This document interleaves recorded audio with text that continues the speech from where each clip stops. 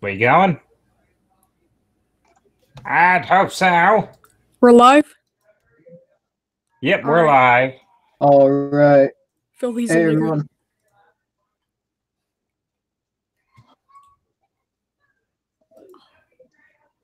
Well, And the lack of me.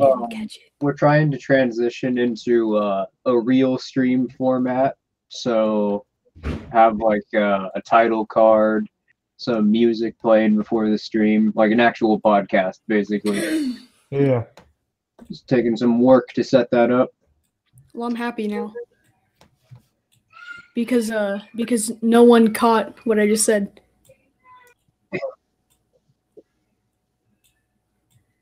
Watch it I back. mean, if you're happy that nobody heard it, I guess I'm not going to ask you to repeat it.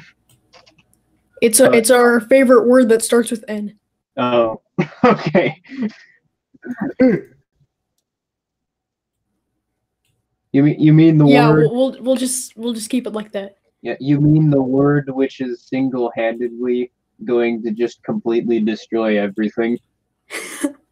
Yeah, the mainstream media establishment, not politically, but entertainment-wise.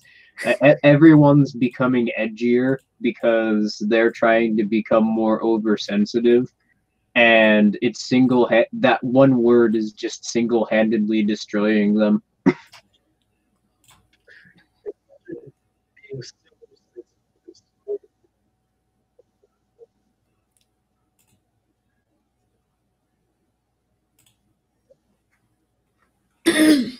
Yep.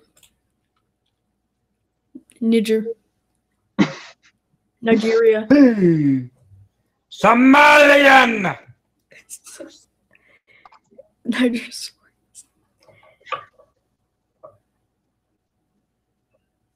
Now I gotta look that up. Nigersaurus. Duck, duck, go, my friend. Ain't there that one tribe in Africa that has children that are that mature sexually at like age 10 and have an IQ of 50? I didn't even hear what you just said, but I looked this thing up. It looks like it looks like one of those change fossils between a dinosaur and a bird. Oh, no. It kind of looks like the main character of I think the movie was called Dinosaurs from Disney. It does.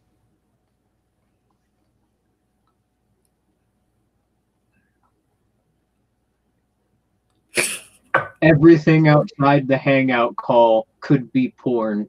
Remember that.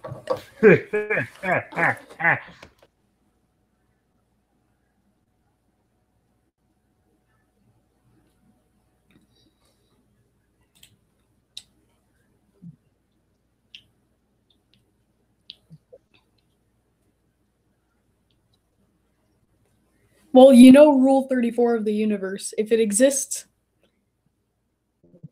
finish the sentence. All right. If it exists, then Logan Mocker gives filthy heretic. What's it say?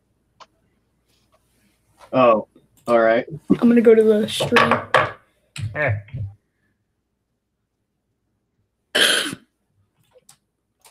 Oh yeah, and don't you love it when you can't get these stream chats because you don't have 4,000 hours of viewership on your damn channel?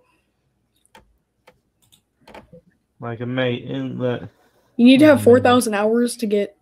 I thought it was 1,000 subscribers, but either way, YouTube's clearly trying to put a cap on those, on who can receive them.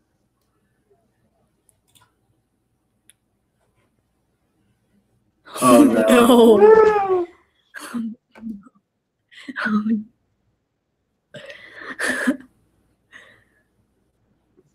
Ahead of it. Ahead of it. Oh, come on. You know what that means. All right, should we get started? Yeah, I'm just gonna comment, Filthy, I don't think you got the joke. Because you said that you looked up you know, the Nitrosaurus thing, Rule 34.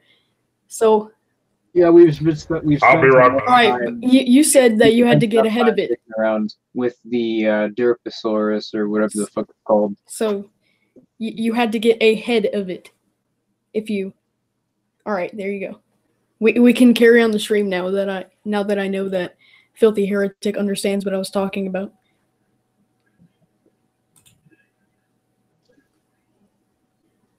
When propaganda backfires, I'd say that's a good point to start. AKA Venezuela. Yeah, well, that's...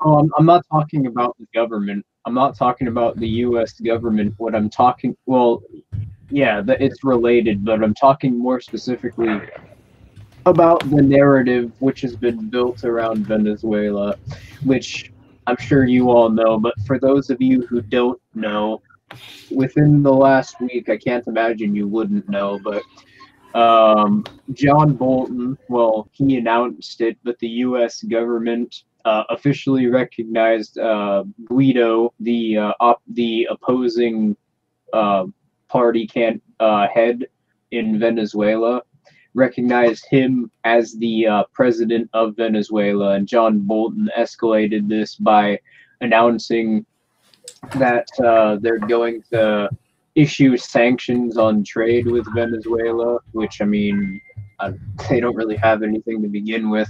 Well, I mean, they have some resources like oil, but yeah. Awesome. Yeah.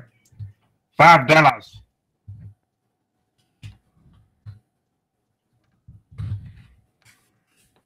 Oh yeah, I was getting to that.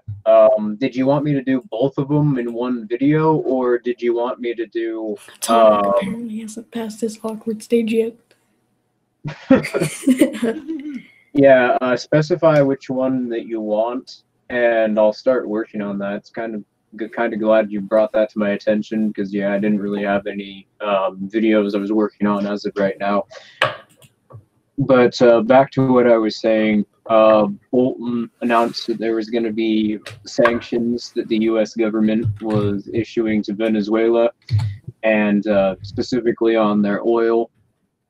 And what I love about this, it's not that they're ousting Maduro. I mean, if anything, that opposition candidate Guido he's just Maduro, except he has policies which are more favorable to the U.S. He's not exclusively trading with Russia and China for some of their resources, and yeah, just generally his economic policies are better for the U.S. But what I love about this is the overall propaganda narrative, which has been spread by the media and the ideological left, is that Venezuela is a puppet state of the U.S. and that it's not real socialism. It's another capitalist government. But here we have the U.S. now trying to overthrow them. I mean, it was a few months ago that there was that drone that blew up near Maduro, which was an attempted assassination, and that turned out to be CIA affiliated. So the U.S. has been trying to take him out for a while now, but now they're officially, like, they're on record talking about it. But yeah, how are they working this one out? They claimed it wasn't real socialism, and now the U.S. is trying to overthrow Maduro. And now they're claiming it's an act of U.S. imperialism, trying to overthrow the democratically elected socialist leader. Yeah, he was a good comrade. That's their narrative now. Although even though for the last 5 years it's been, well, Venezuela's not real socialism. No true socialism. Now, I mean, even though if you just look at Venezuela and how much uproar and unrest there is, especially concerning the man himself, and how he supposedly got, quote unquote, 98% of the vote. It's very clear that there's been some tinkle-dinkling with the election results in Venezuela, quite possibly by the Maruda regime. However, that doesn't mean that Guido should be put in office of Venezuela, because of the fact that apparently most Venezuelans don't even know who Guido is. If anything, the hypocrisy surrounding their beliefs on, how they just keep switching beliefs on Venezuela, it's pretty much just proof that they don't actually believe what they're saying. They just find it's getting remarkable. I mean, sorry to cut you off, but yeah, I was watching Tom Hartman, of all people, talking about it the other day because I was looking for something to do a video on, and I shit you not, within like a minute, he goes to say Venezuela was a capitalist puppet government of the US. Then all of a sudden, Venezuela is a socialist state, and the U.S. is overthrowing it because their economic interests conflict with Venezuela, and they're trying to implement Guido, who's a libertarian, which, as we've already gone over, he's absolutely not a libertarian. He's basically just Maduro. Jesus Christ.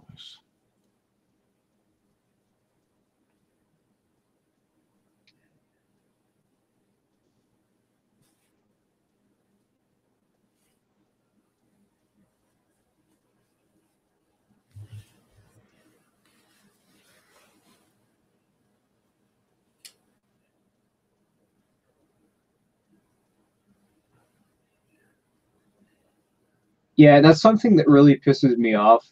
The socialists do is they like to play presupposition apologetics, where they basically define their words within an arbitrarily constructed rhetorical barrier, to where anything that they like can apply to the term that they've created, but simultaneously they can disassociate it from what they're advocating for, like worker ownership of the means of production. What does that even mean? Is that like a state unionization, forcing businesses to operate a certain way, not having a private boss but being run by the state? Is that a worker cooperative? They don't define it. They don't claim it's socialism, basically, unless it's successful. And then the moment it fails, because it inevitably does, since all central planning does fail, they'll claim it's not real socialism. Yeah. And that's sort of what's happened with Venezuela. And I know what some of them will fall back on. But it's private. It's private. It's private. But no, there isn't. Look up the German model of socialism. Not invented by Hitler, but Ferdinand Lassalle, somebody whom they're actually pretty fond of. Basically, the state essentially does what Filthy Heretic explained. They establish a series of district organizations where citizens go there.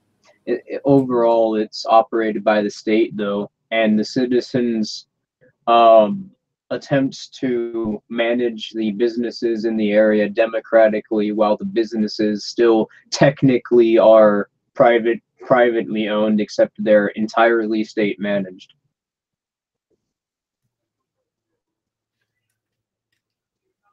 Damn, son.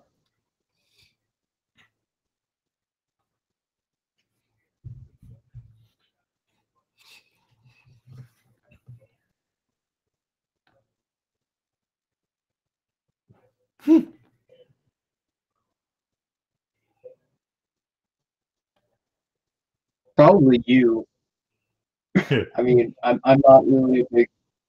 You're sorry.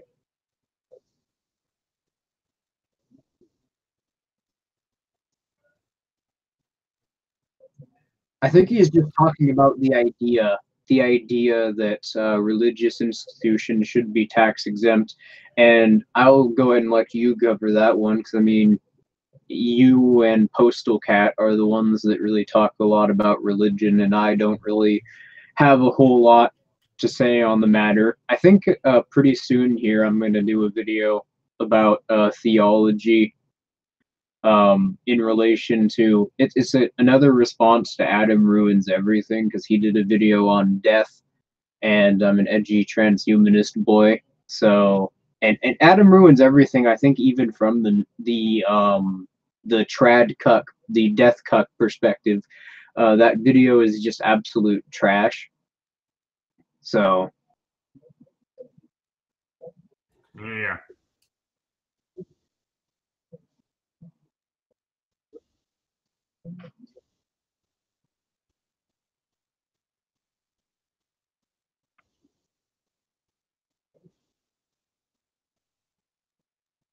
yeah, that's the weird thing. These equality arguments. You ever notice how that's the only direction they go in?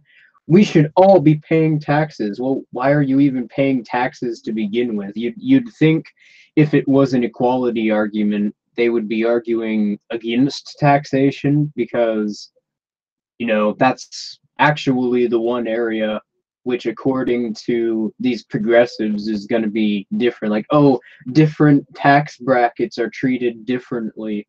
Like, they're inconsistent even in their own beliefs. The only true equality is what we're all equal, is in the rights which we're all equally born with. And you'd think that they would essentially default to, at the very least, a flat tax. But no tax at all. That's the actual position of equality. They only agree with equality if it suits them, and that's it.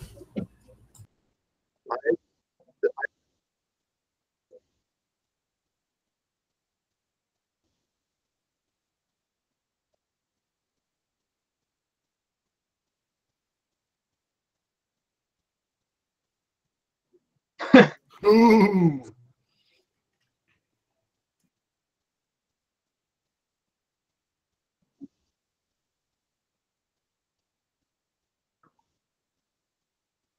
Oh, I'm pretty sure pretty soon here, everybody will be tax exempt, which, by the way, that's, well, not tax exempt, but that's what I was going to get into, which is why I think the US is starting to sour towards Venezuela.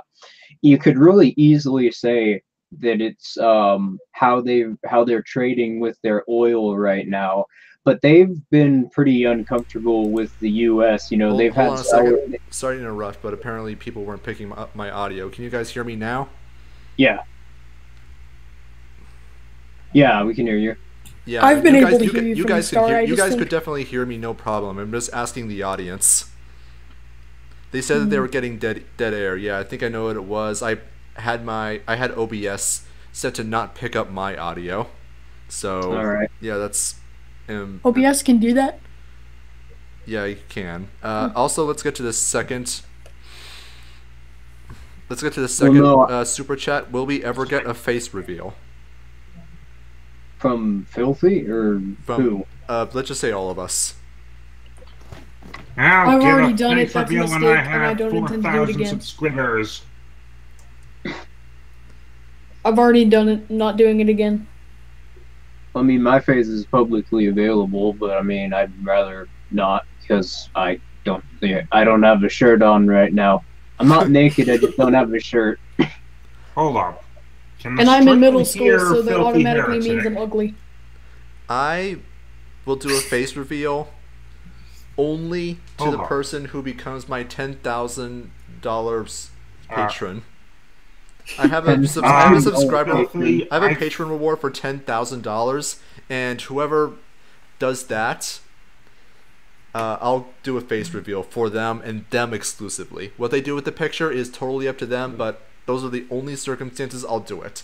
10,000 subscribers, 10 million subscribers, 10 billion? No. You gotta give me $10,000 a month before I do it. That's the deal. Also, Filthy. No one is going to give you $10,000 a month. Well, if they want the freaking face reveal, they'll do it. You know, Esso, you really don't have it good with predictions. You're probably going to be wrong now. There's probably some billionaire watching the stream just being like, yeah, you know what? Why not? Of I mean, I'm not good with predictions. I'm at least like 70% accurate. I'm not accurate. I'm not accurate all the time, but I mean, within the margin of error, I tend to be pretty good, at least when it comes to the state. All right. Well, as part of that patron reward, I also am going to get a fursuit and then go over to that guy's house and personally cook them a steak dinner. All right. Yeah. Also, but what I was gonna say about is that all the super chats, or no? You said there was a third one. Yes, there's a third one. Logan Luker says, "Buy yourself something nice." DWD. All right. And I know that there was another one actually that came on. It was one guy, no plan ever, asking if I'm here. Which, yes, I'm here. Filthy. I think the chat is actually saying that they can't hear you. They were, but that's fine now. Okay. I've already fixed that. But what I was going to say about Venezuela is it's really easy to go and say that it's about oil, and I find it very suspicious that the U.S. is openly coming out and talking about Venezuela's oil in relation to being hostile to their regime. That's not the usual play for them. Like whenever they're trying to pull these gay ops, basically, in relation to economic interests and trying to overthrow governments, they'll do it covertly. Like every other time in history, they've done this covertly, but they're talking about oil now. It's almost like they want us to think that it's about oil. That's my first thought. And, you know, it very well could be about oil, but I've noticed, and I think that this goes without saying, the other very big development in Venezuela is that they have a gigantic counter economy because the state has basically made living impossible there. They have to associate with each other on a counter economic level, which you've had all of these gigantic cryptocurrency services developing as a result of that. And I think that's more why personally, I think that's more why the U.S. is becoming hostile to them all of a sudden. Venezuela's been hostile to U.S. economic policy since whenever Hugo Chavez first got in office, 99, 2000. And one of the very first things that Hugo Chavez did was make public appearances with Fidel Castro and talk about U.S. imperialism. I mean, they've never been too fond of U.S. trading.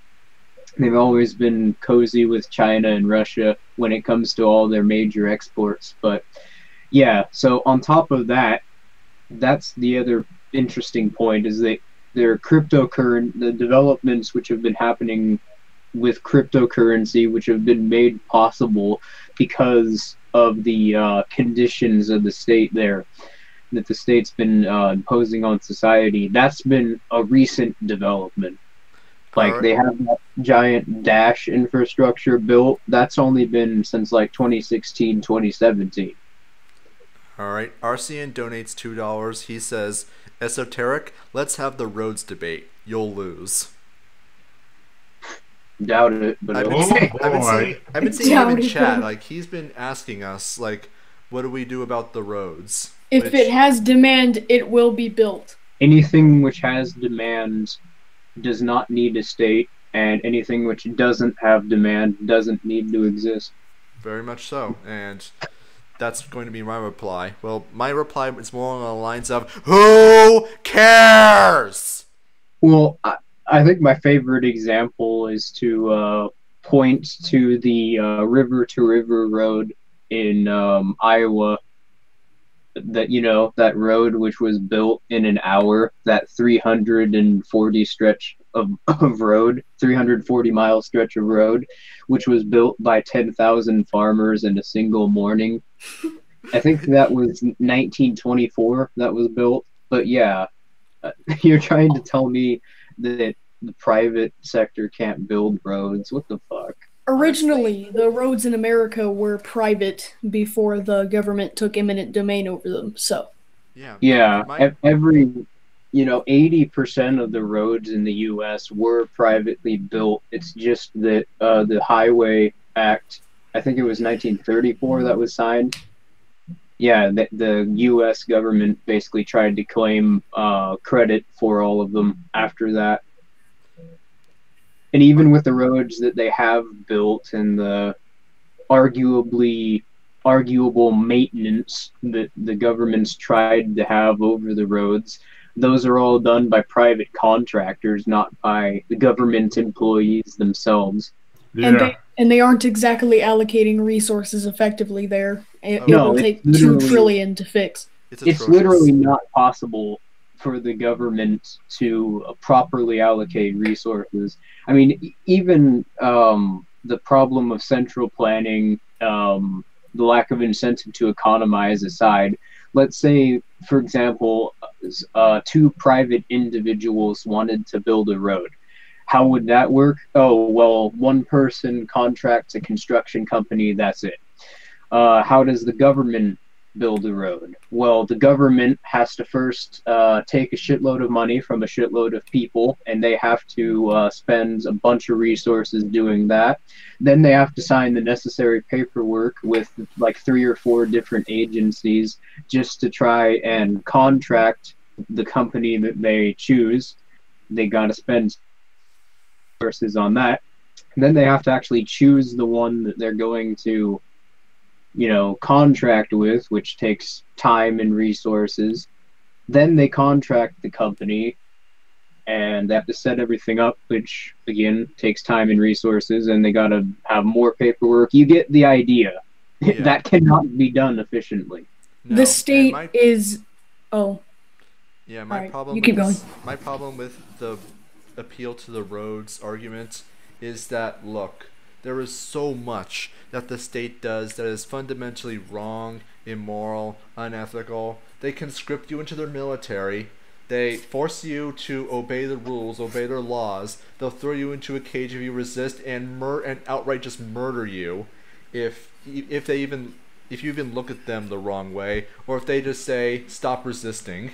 They will restrict your job opportunities so you're not able to pay as much of the taxes that they steal from you without your consent.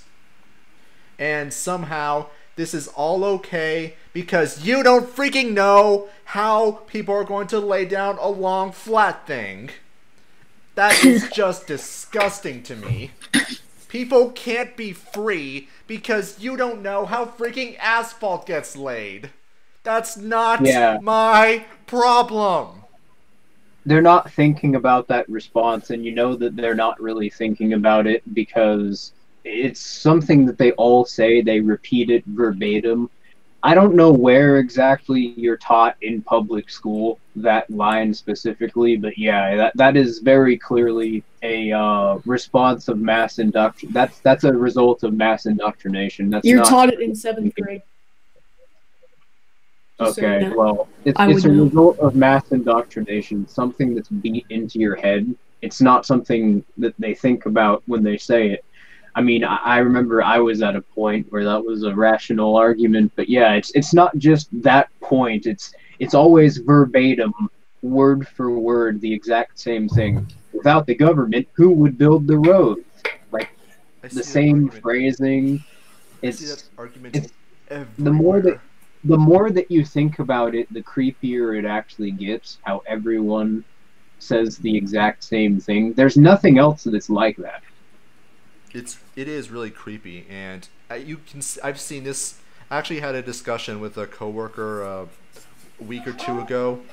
Actually, no, it would have been a little bit more than that, but yeah, he did say, "But without the government, who would build the roads?" And those exact words. It was strange. But we have 2 other super chats we need to address. Logan Luker says DWD will happen in 2021. I promise you, pinky swear. I'm not sure what DWD is. Okay. Yeah, what the fuck is that? You'll have to explain it in the chat. He's gonna Logan. explain it, and I'm gonna feel like such a scrub for not knowing what he's talking about. That's usually That's how it my happens. life, essentially. Pretty much. And Zachary feel like- Colley says, "Suddenly I am reminded of the unnecessary roundabout near where I live that only makes traffic more irritating. Thanks, government." Yeah, I think I remember him talking about that in Discord. And he's It's not economically viable to have the government build the roads anyway, because the government is a institution which can only redistribute what it takes.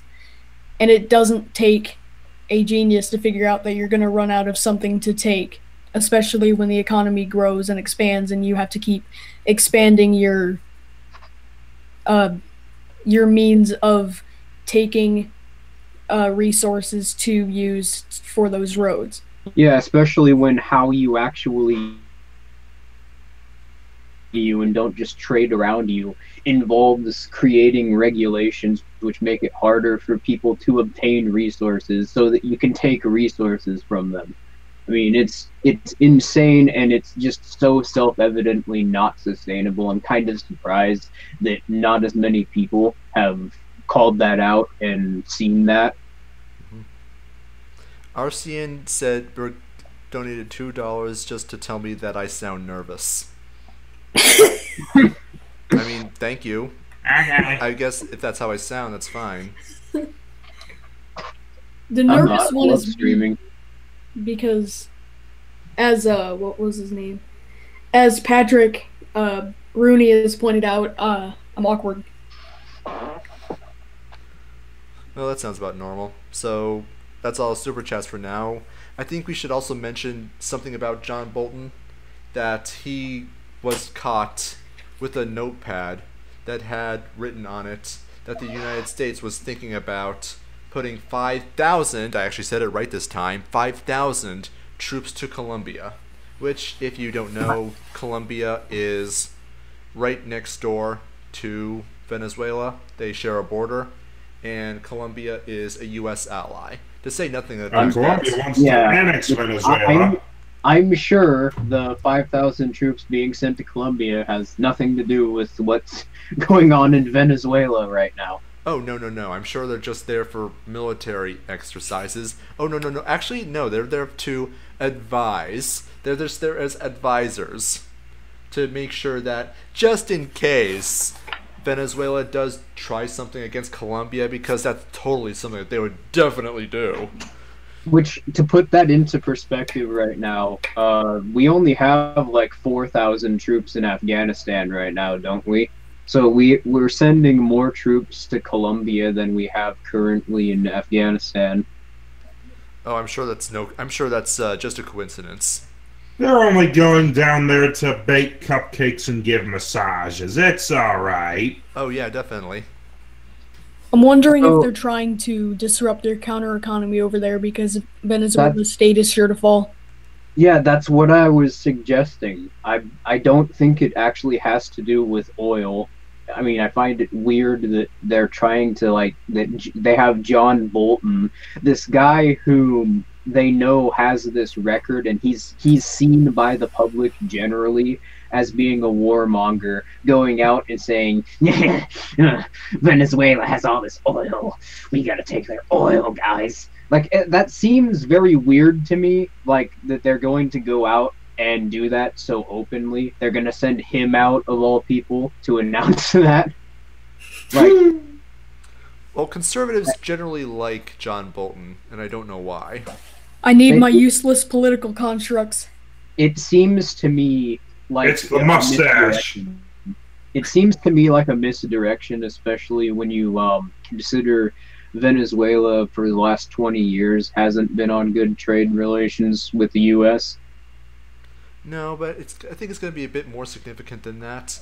The sanctions are almost certainly going to have a chilling effect on several economic actors that look to the U.S. for guidance or even just influence, because if they want to be on good terms with the U.S., they'll also try to respect those sanctions and they'll trade less with Venezuela. The resulting effect, I'm almost certain that this is wait a minute, Colombia is a U.S. ally, or at least has good relations with the U.S., and Colombia is where the 5,000 troops are being sent. There are numerous people in Venezuela who are largely kept alive because of trade in food on the black market between the Venezuelan black market and Colombia. So I would not be surprised if that is supposed to create a chilling effect. But what is almost certainly what's going to happen is going to be incredibly similar to what the U.S. did to Iraq with their sanctions. I forget what year that was, like 1990, where like a million children or 500,000 children starved to death. And you also had the blockade that Britain did against Germany in like 1910, which also resulted in hundreds of thousands of people starving to death. It's almost as if sanctions don't actually hurt the dictators and kings; they actually just hurt the common fucking man.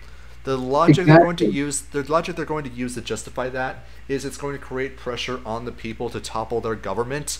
But let's look throughout history and try to count on one hand how many times that's happened. My hand is still the shape of a fist right now, so I can't think of any examples. But yeah, that's definitely what it looks like to me. I'm pretty sure that this is just an ill-conceived of attempt to try and hinder the counter economy. It's not going to actually stop it. It's just going to maybe slow it down a little bit. It'll actually best case scenario, it could actually probably accelerate it quite a bit because, as you pointed out, they're already in an authoritarian shithole, which they can't trade any resources. Got people starving to death. And then to add, insult to injury, now you've got the U.S. going in there, turning it into a war zone. There is going to be, at that point, that's going to be literally, people will not survive if they don't have cryptocurrency at that point. So I'm pretty sure that, there's like a 50-50 chance that it'll actually accelerate the growth of the counter economy in South America. And it's growing in influence in Brazil because of the people who are going to Brazil from Venezuela. So that's another thing. You'll get a bunch of Venezuelan refugees going to Brazil, and the counter economy just expanding in Brazil. Doesn't Brazil already? I know Brazil just has an inexplicably massive ANCAP population for seemingly no reason. Because of all the people going there from Venezuela. No, this was like before.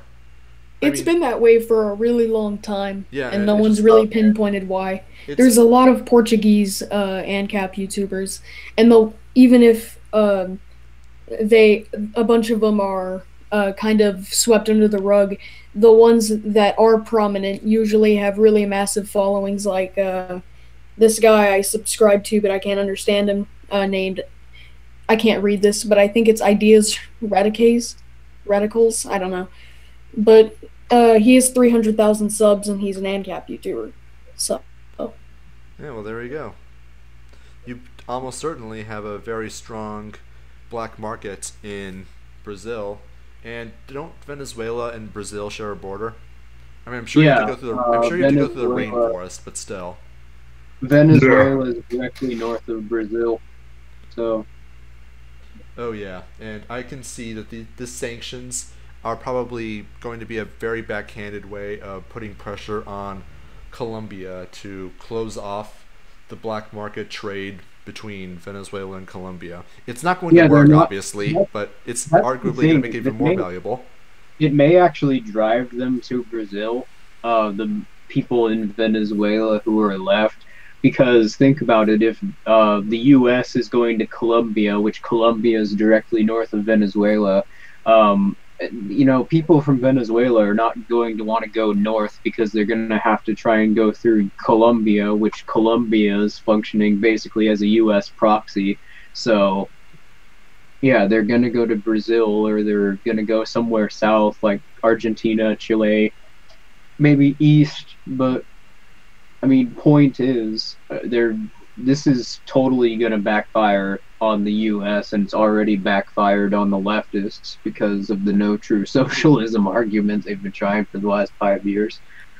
Oh, but didn't you know it only doesn't work because of sanctions? But that's what I'm loving so much about this, is what's happening in Venezuela right now is just, it's neocon policy backfiring, and it's socialist propaganda backfiring. It's backfiring spectacularly on two grounds, both ideological and political. Yep.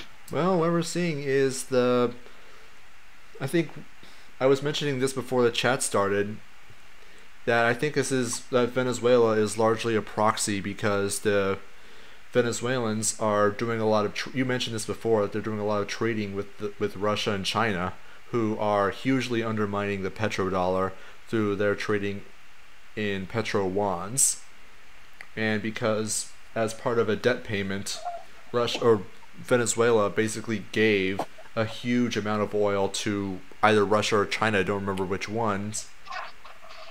You're going to have a significant amount of power being pushed into the Russosphere, as I call it. I don't doubt for a second that that's part of it, but I think that, yeah, you've got, like I mentioned earlier, I'm pretty sure that's not the main reason that they're going down there. Like, why would they put sanctions on the oil? Why would they even mention oil? Like, look at how they handled Iraq, Libya, basically any of these other countries which they've overthrown as a result of economic realities and scarcity. Mm-hmm. Look at, it just points to any of them. They've never handled it that way. They usually will send the CIA there to assassinate their dictator or their leader, or they'll have some NGO go. The U.S. will pay some NGO to go in there, start controlled resistance group, and then overthrow them using that resistance group, which was created by that U.S.-funded NGO. So for John Bolton to come out and openly warmonger and talk about oil, it's a very bizarre play for them. Like, why would they want people to know that when in the past they've gone to great lengths to try and make sure people don't know that? I don't know. And Zachary Cowley sends a super chat. Since when did it not backfire? People still haven't figured out the damage caused by rallying under Bush out of fear, i.e. the 14 eyes. I think it's more of it's blatantly obvious that it's backfiring in their faces. Not like this is the first time it's backfired. But yeah, I don't think oil is the main reason. Venezuela's been trading exactly the way that they are for the last 20 years. I think what's happened is the U.S. is starting to get insecure about banking and the market as a result of the growing counter economy and instability within all the industries, because there's a giant bubble in all the industries right now. So they see Venezuela and Brazil as areas where the crypto market's developing the fastest. They can't really justify going into Brazil, so they're going to target Venezuela. I think that's what's happened here. Yeah, we're going to have to figure out what the hell Logan is talking about. He's spamming DWD in chat. If it's an acronym, could you please define that acronym? Well, I think he's just memeing at this point. All right. Well, I think we should move on to the next subject. Yeah, I wanted to talk about what happened in New York State last Tuesday, the 22nd, which was absolutely unholy, and everyone who was involved in this is almost certainly need to do some significant soul searching and hopefully make peace with our Lord Jesus Christ, because holy crap, what the hell is wrong with these people? They legalized infanticide. More or less. I mean, there's a lot of stuff going on around the news and a lot of people saying that they've legalized killing children at birth. That's not quite true. What's happened is that in most places, it's legal to abort a child at the first and second trimester, so up to the 3rd month and up to the 6th month of pregnancy. Now in New York State, you can kill a child up to the 3rd trimester, which is like up to and just before birth. That is, I mean, I don't, at this point, what is, according to them, what is the degree of separation between a fetus and a baby? There is, because I mean, pretty openly, I mean, we know that at the moment of conception, the egg, fetus, whatever you want to call it, at that point develops a different DNA sequence, which is completely separate from the mother's. And by not even 5 weeks into the pregnancy, like 4.5, sometimes 5 weeks, the baby's already developed a brain, a spine, and a heart. So we know at the very least by 5 weeks in the pregnancy, it's a living being. But to them, until it pops out of that vagina, you're perfectly allowed to tear it limb from limb and vacuum it. But yeah, I would argue that it's a separate being at the moment of conception, and because naturally speaking, it's a human. That means that it possesses self-ownership to the extent where it can demonstrate that it's a living being. So. And because it's a living being, it naturally has the right to life. Mm-hmm. Which is why I'm so particularly disgusted by what's going on here. They're just... You can see these pictures in these articles. They're absolutely sickening. Alright, this is the different article. There really is a time when that's thrown into a gray area, however. Anyways, you can see the... Sorry. You can see, like, okay. You can see, like... in the New York State legislature, there's like this crowd of people in suits and ties. I would hesitate to call them people. I just use that in loosest definition of the term, because what kind of heartless monster would even conceive of this? That they're just like crowding around. It's like taking this as some great celebration of free choice. Assholes! If you were interested in free choice, you wouldn't be statists! But my point is that I was trying to get to is what even is the degree of separation between a fetus and a baby at this point? I mean, inside the womb, it's a bundle of cells, but literally seconds later, the moment that the woman gives birth to it, then it's a person. Like according to them, what separation? Well, there's a magical... Literally everything is a bundle of cells, though. Well, you see, there's a magical... You're a bundle of cells if you're watching this video. If you're alive right now, you are. So we should just kill them, because they're cells, bro. Every time I come up with that argument, I always have to tell them that everybody, everything that ever lived is a bundle of cells. Or even existed. Well, not existed. The controller on my desk. Existed. That's very true. There is bacteria on it, though, which has cells. Yes. But, yeah, there's nothing... Well, bacteria is not a bundle of cells, it's a confederation. Everything which is biological is made up of cells. So, I mean, if that's your understanding of science, I mean, man, no wonder you think that babies aren't people. Well, I think only in 2015 did science prove that babies can feel pain. So in terms of how we treat our own frickin' flesh and blood, us as a society have a frickin' long way to go. I mean, we're having trouble determining who are people. We treat our pets better than we treat our kids. Every freaking guide on how to train your pets, how to treat them, says don't hit them, don't swat them, don't abuse them, because that'll cause all these bad problems. It'll cause bad behavior, bad X, Y, and Z. But for some reason, every parenting guy just like, yeah, hit the freaking hell out of your kids. Yeah, Make sure they're black and blue because only then will they know obedience. Perfectly acceptable to beat your kids, but not your animals. Yeah. Now, to clarify, I'm pretty sure everyone here is not in favor of beating either of them. That's the point, is that you shouldn't. No, never. The non-aggression principle applies to kids. Come on. This isn't complicated. Yep. And Zachary Cawley has a super chat saying, I know, a man, woman living in sin and depravity.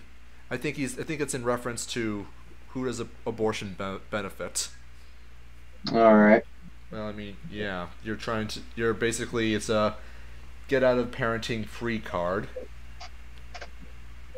Although it does benefit the Planned Parenthood lobby, because they get a bunch of extra work and a bunch of baby parts to fucking sell.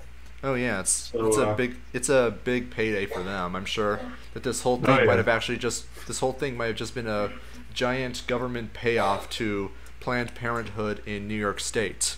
But like a lot of people don't realize how much the Washington Monument syndrome applies to stuff like.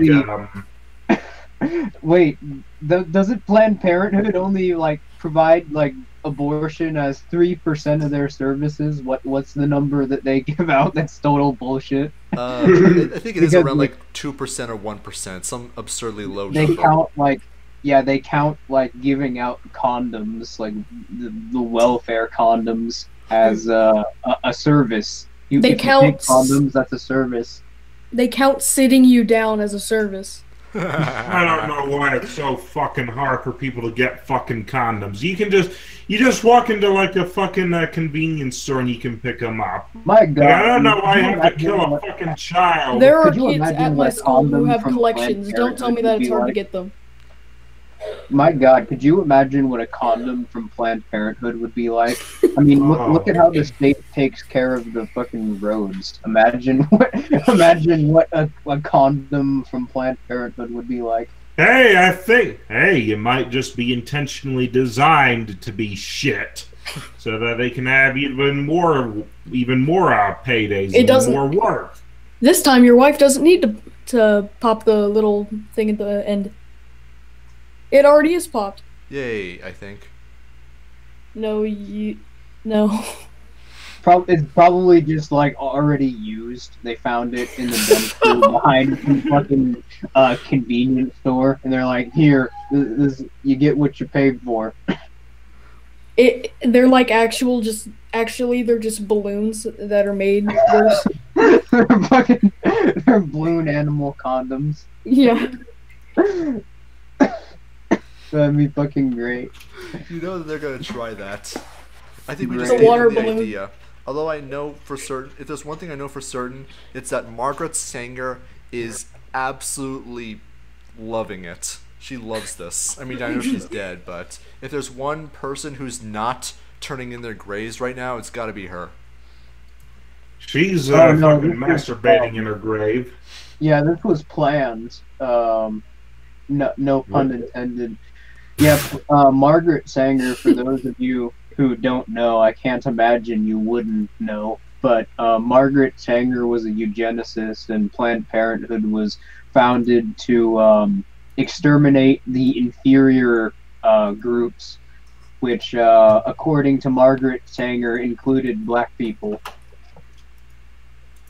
But The quote, was not invalids. to black people. She also didn't think very highly of poor people, of disabled people. Yeah, she was just not a very nice person. It's actually She's kind of progressive. impressive the body count progressivism in the U.S. has had. I think it's something like how many black babies have been killed by Planned Parenthood over the years. More of them are aborted now than born. Yeah. Hey, So I Filthy. think what? Pumpkin Row wants you to get rid of Logan.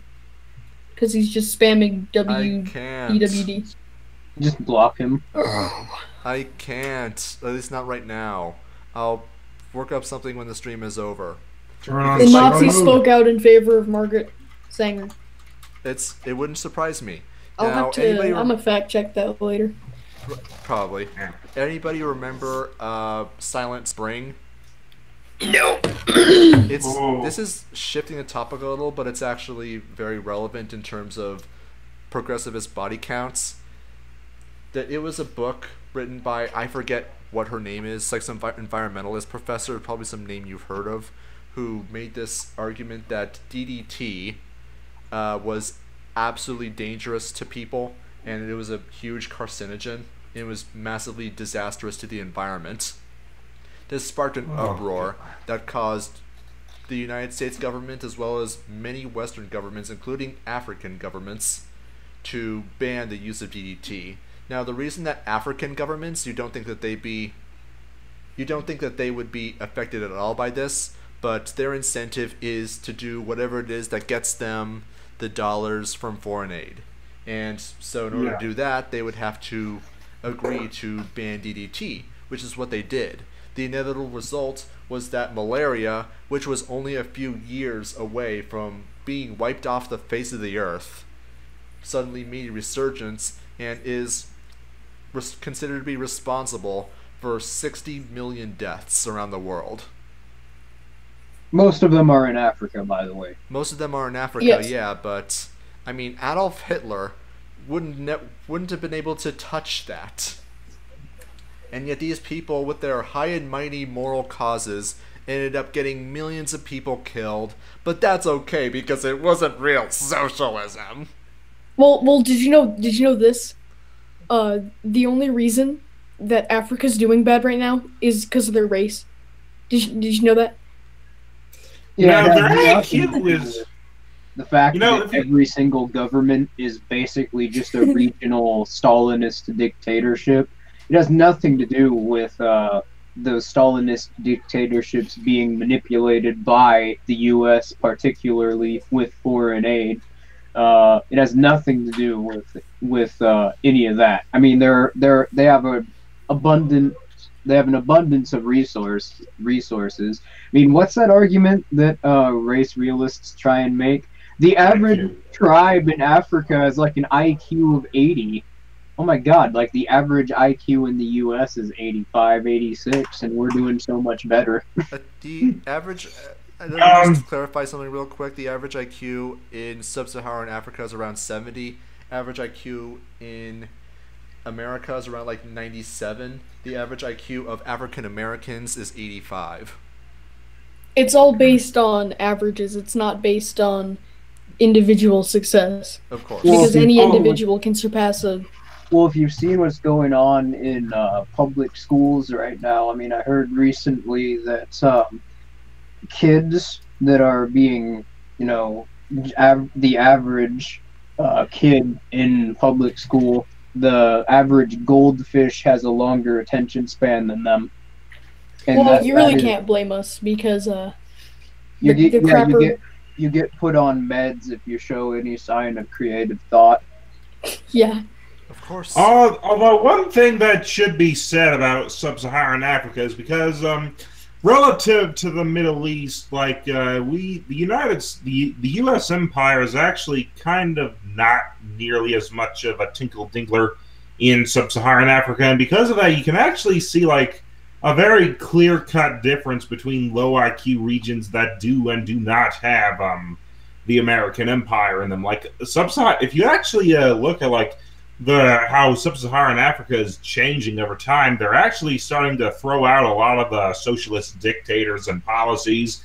They're opening up trade. They're freeing up commerce, and because of that, there's things like better nutrition. Better nutrition, of course, leads to better IQs and all that good stuff. So it's one of those things where if left, it's obviously if you compare like sub-Saharan Africa to the West, it's obviously going to look no pun intended, pale in comparison. But if you actually look at how it's changing over time, there is hope for free peoples down there. You know. Yeah, and that's Absolutely, I agree. another point. Is I mean, once you factor out malnutrition, I mean, there are a bunch of different factors which could influence the IQ difference and would make a lot of sense. And malnutrition is just rampant in sub-Saharan Africa. It's because of their governments. So, I mean, we'll see once they overthrow their governments, their socialist dictators get thrown out, and they're like, shit. Oh yeah. That's the image I get. The dictator gets thrown out and he's beheaded, and it's the shit meme.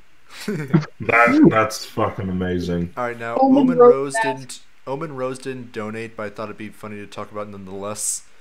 He wants to know what your SO and my opinions are on the Bilderberg group. I think they're a bunch of disgusting fucking central bankers, and they should all go to hell. That's the Rothschilds front organization. Yep. Who did you specify by your just now? SO. All of our opinions on the Bilderberg group. All right. Oh, here What we I go. so said.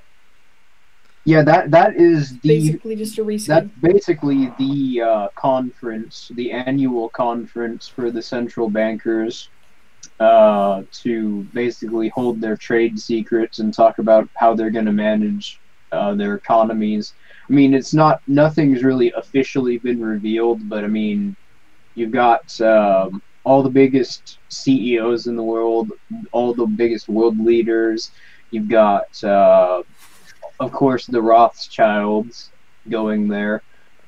I mean, it's obvious what's going on. Oh yeah. Well, it's hard to say. I've heard a lot of theories, but ultimately it's very hard to get anything concrete, but mostly because I personally have not looked into it. But if you want to know what's going on, you can just take a look at the guest list, what they've only just fairly recently started publishing. It's like a who's who of who's destroying the world right now. Yeah, I wouldn't say much about the Bilderberg group because there's really not that much that's publicly known about it.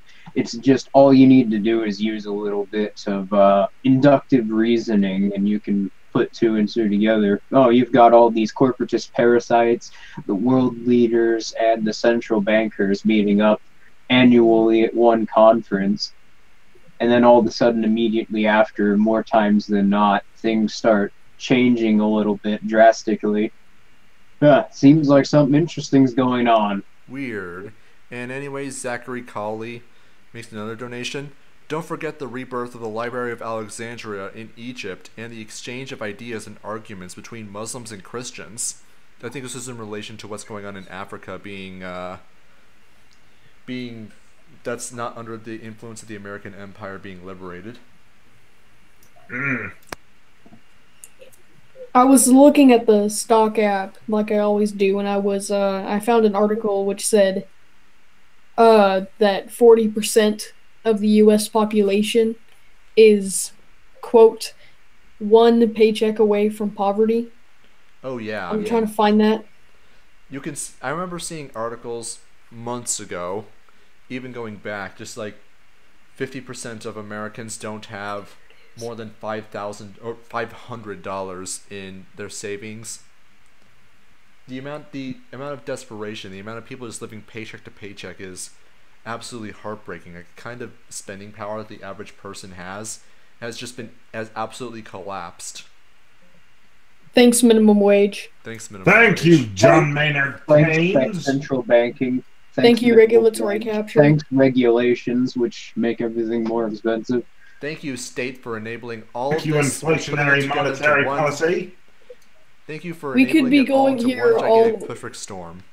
We could go through the rest of this stream just saying thank you to all the causes of that, Oh yeah. and it would be a good stream. Just say thanks, statism, because Thanks, statism. Thanks, statism. that's ultimately all what it is. Yeah, well, anyways, we gotta wrap up the stream now because it's been over an hour. So if anyone wants to shill their stuff, do it now. Yep. I have a podcast of my own now. I'm still going to be coming on here, just not nearly as frequently. But my new podcast is called The Plaguecast, and all of you 32 people watching now need to start watching that too. It's Thursdays, 12 o'clock Pacific time. And this Thursday, we're actually going to be doing something special as a sort of end of the month podcast. So be there! Okay.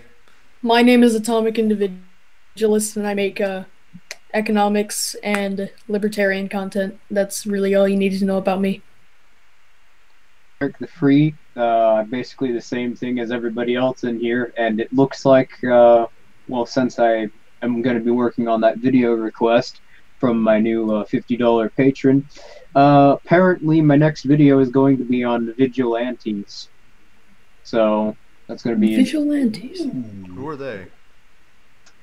not an organization, just the concept of vigilante justice and its relation with a stateless society. Huh. Sounds interesting. Also, this is the first stream which I have been on for the entire time. No, you've been, well, yeah, the entire time, yeah. But We might anyways, start doing that more. Yeah, I don't know if we mentioned this earlier, but we're trying to turn this into like an actual podcast. So excellent.